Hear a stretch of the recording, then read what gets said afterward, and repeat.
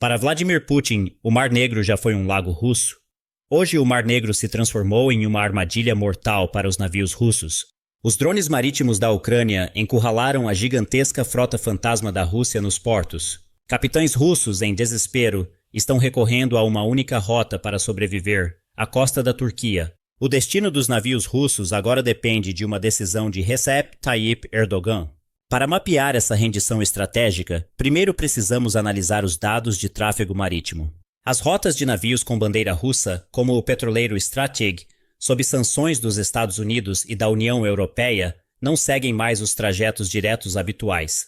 Esses navios não ousam se aventurar em mar aberto a partir do momento em que deixam o porto de Novorossiysk. A rota agora é traçada com medo. Os navios primeiro seguem em direção a Sochi, depois margeiam a costa da Geórgia e, finalmente, a costa turca, avançando em direção ao Estreito de Bósforo. Esta não é uma simples mudança de navegação. É uma admissão dos capitães russos de que, se saírem para o mar aberto, morrerão. Por trás da tática de fuga da Rússia está a assimetria tecnológica e o poder de ataque implacável da Ucrânia. No final de novembro, os petroleiros Rairos e Virat foram caçados impiedosamente por drones Magura enquanto navegavam em mar aberto no Mar Negro. Talvez nenhum navio tenha sido afundado nesses ataques, mas os danos no casco foram tão críticos que suas capacidades operacionais foram imediatamente perdidas. Os ataques de dezembro ao petroleiro Dashan no Mar Negro e ao petroleiro Mersen na costa do Senegal provaram o quão assustador o alcance da Ucrânia se tornou. O Serviço de Segurança da Ucrânia, o SBU, admitiu publicamente pela primeira vez que esses ataques não foram acidentais, mas realizados especificamente para cortar a capacidade da Rússia de financiar a guerra. A mensagem do SBU foi clara. Se você está transportando petróleo russo, você é um alvo legítimo. Essa psicologia é o principal fator que leva esses navios para as costas turcas, sob o guarda-chuva protetor da OTAN. Os capitães russos calculam que não enfrentarão ataques de drones kamikaze nas águas territoriais da Turquia, um membro da OTAN. Assim, a Grande Rússia está se escondendo sob o guarda-chuva da OTAN para sobreviver. Tecnicamente falando, essa situação significa o colapso da consciência situacional da Rússia no mar. O meio do Mar Negro não é mais um corredor de passagem seguro para os navios russos. É uma zona de tiro livre da Ucrânia.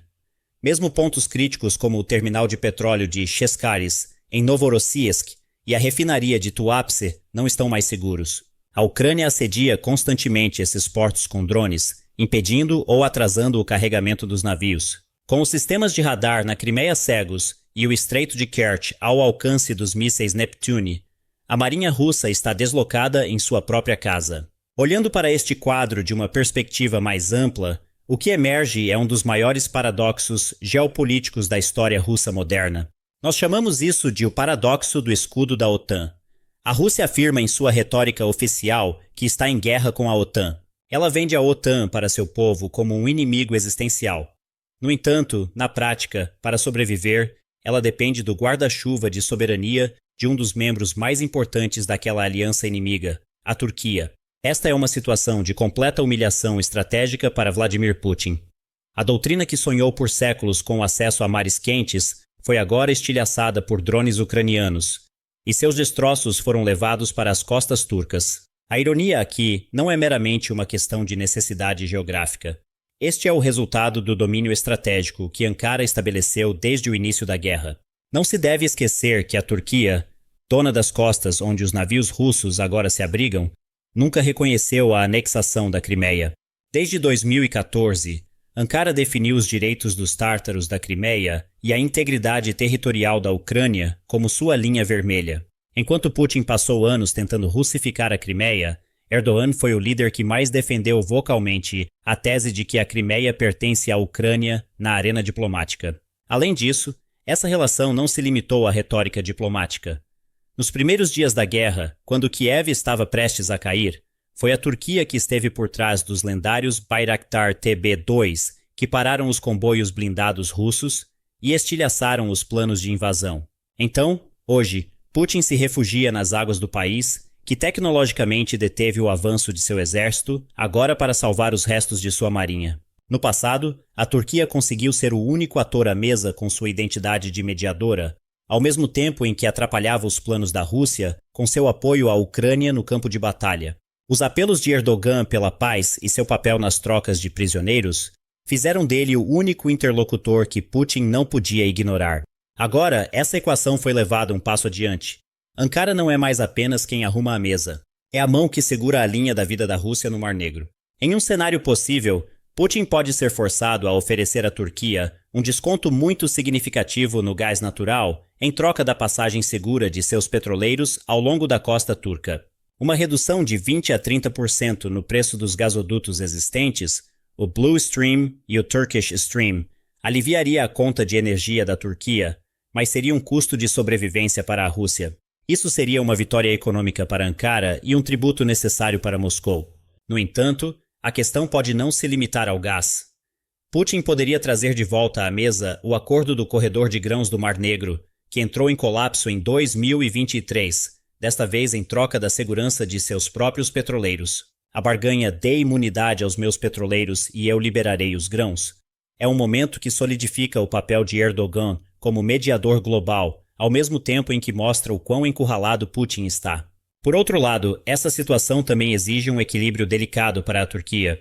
O uso das águas territoriais turcas como escudo por navios russos está causando desconforto entre a Ucrânia e os aliados ocidentais. Embora Ankara aplique meticulosamente os poderes que lhe são conferidos pela Convenção de Montreux, a tática da Rússia de buscar refúgio carrega o risco de, involuntariamente, colocar a Turquia na posição de protetora logística da economia de guerra russa. No entanto, a estratégia de Erdogan de não transformar o Mar Negro em uma zona de conflito mantém a Rússia sob controle, ao mesmo tempo em que lembra o Ocidente de sua importância estratégica. Dada a postura muito mais dura e hostil de outros membros da OTAN que fazem fronteira com o Mar Negro, como a Romênia, em relação à Rússia, a rota turca é a única e necessária saída para a Rússia. A Romênia define Moscou como criminosa de guerra e agressora devido à queda de destroços de drones russos em seu território e a violações de seu espaço aéreo.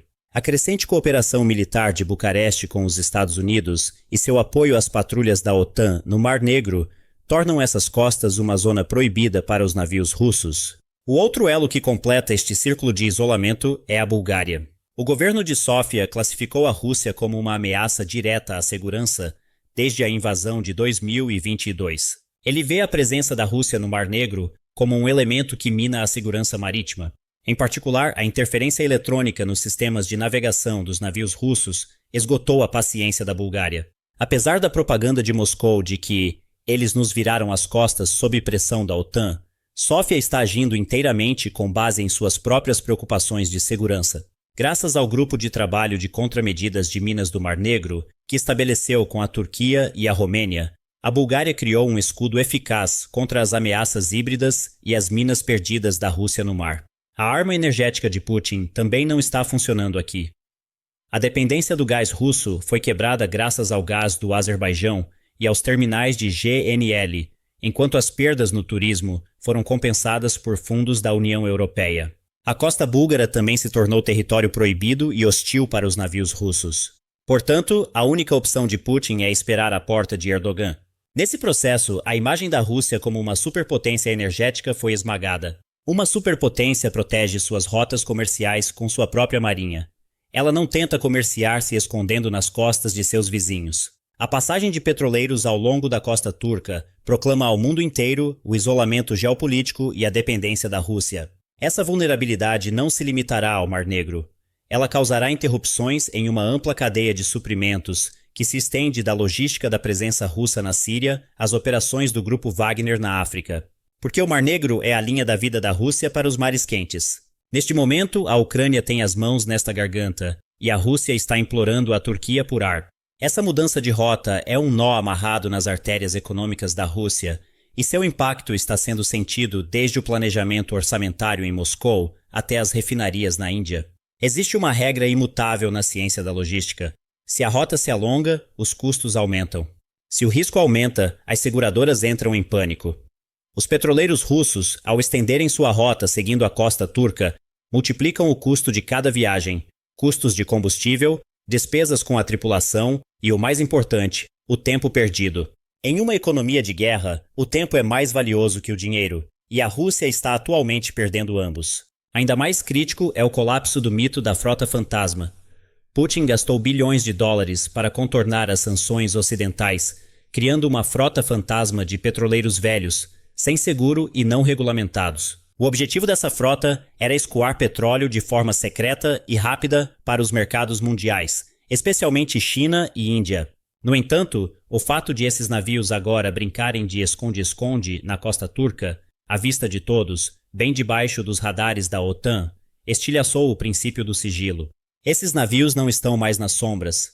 Eles estão sob os holofotes. A localização, a carga e a rota de cada petroleiro estão sendo rastreadas em tempo real. Essa transparência é uma mina de ouro de inteligência para a Ucrânia e seus aliados ocidentais. Saber o que cada navio transporta torna as manobras de estrangulamento econômico e diplomático contra esse navio muito mais fáceis. O verdadeiro golpe na frente econômica, no entanto, está sendo sentido nos prêmios de seguro e de risco. A declaração do Mar Negro como zona de guerra e os ataques constantes a navios russos afastaram as gigantes internacionais de seguros marítimos desta região. Os prêmios de seguro aumentaram em 300%. Mesmo que a Rússia tenha colocado em jogo suas seguradoras estatais, os compradores da carga desses navios percebem o risco aumentado. Para um comprador, a possibilidade de suas mercadorias serem explodidas por um drone ucraniano é uma ótima desculpa para exigir um desconto. Refinarias chinesas e indianas já estão comprando o petróleo russo abaixo do já baixo preço-teto, dizendo: os navios não estão chegando com segurança. Estamos correndo um risco. Putin pode até conseguir vender seu petróleo, mas tem que fazê-lo a um preço mais baixo, com custos maiores e riscos maiores a cada dia. As receitas do petróleo são o único fluxo de caixa do Kremlin, lubrificando sua máquina de guerra, pagando os salários dos soldados e financiando a produção de mísseis. 4 petroleiros atingidos em novembro e dezembro e a infraestrutura portuária danificada causaram um corte de bilhões de dólares nesse fluxo. Uma queda de 30% nas exportações e os custos de seguro atingindo níveis astronômicos abriram um buraco no orçamento de Moscou que é difícil de fechar. Além disso, as relações com aliados de armas como o Irã e a Coreia do Norte também estão sob ameaça. A Rússia paga em grande parte pelos drones e munições que recebe desses países por meio de exportações de energia ou troca direta. O bloqueio do Mar Negro e a perda de receita podem interromper os pagamentos de Putin a essa aliança sombria. O Irã não vai querer arriscar seus próprios petroleiros ou cargas pela Rússia. A humilhação do poder naval da Rússia reforça a percepção em Teherã e Pyongyang de que Moscou não pode mais nos proteger. Não consegue nem proteger a si mesma. Olhando para todo este quadro da perspectiva de Kiev, vemos uma tremenda vitória assimétrica. A Ucrânia, um país sem marinha, fez história ao expulsar uma superpotência naval de suas águas territoriais, marcando uma mudança de doutrina. Então, o que essa situação concretamente traz de ganho para o governo Zelensky? Em primeiro lugar, a autoridade de estrangulamento econômico. No início da guerra, a Rússia ameaçou o mundo com a fome ao bloquear as exportações de grãos da Ucrânia. Hoje, os papéis se inverteram completamente. A Ucrânia agora tem o poder de bloquear as exportações de petróleo da Rússia, ou seja, o financiamento da guerra. Kiev está usando os drones Magura não apenas como uma arma, mas como um cano de revólver apontado para a carteira de Putin.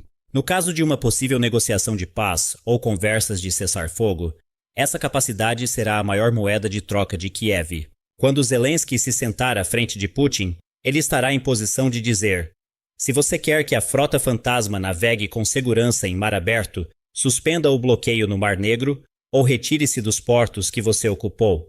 Isso fortalece incrivelmente a mão de Kiev na mesa de pôquer diplomática. Em segundo lugar, o status de refém da Crimeia.